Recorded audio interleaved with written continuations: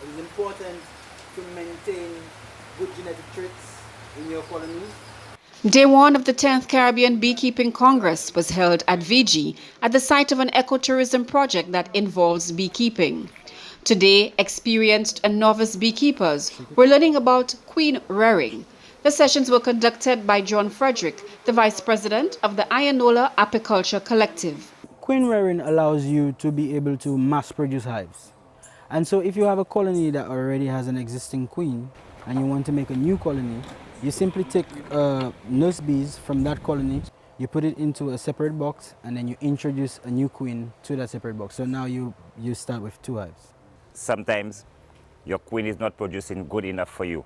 So actually you could actually do queen rearing, create a better queen so you have a better hive to produce honey. Queen rearing is critical for increasing honey production and for the perpetuation of healthy and vibrant hives.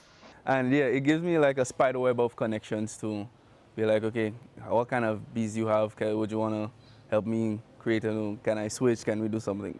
Yes. With this program, what we are doing, we are actually looking for productive hives that are producing honey, where we could graft from these hives to actually create better queens.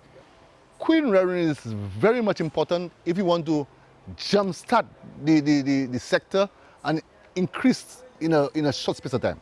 Today's workshop is expected to generate more public interest in beekeeping and assuring potential beekeepers of the availability of the most productive queens and colonies. First and foremost, we have to look at is the quality as a breeder, the quality that you give, the characteristics that you look forward to, and especially with most of our beekeepers focusing on honey production as key. Production is the main indicator for the quality of that queen. The beekeeper wants to maintain genetics and certain traits in his hive. So he would mass produce queens from his colonies that he is satisfied with.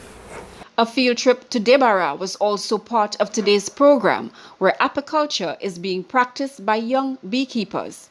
They were trained by the Ayanola Apiculture Collective and are now in the commercial production of honey. The 10th Caribbean Beekeeping Congress continues Wednesday at the Orchid Center in Union.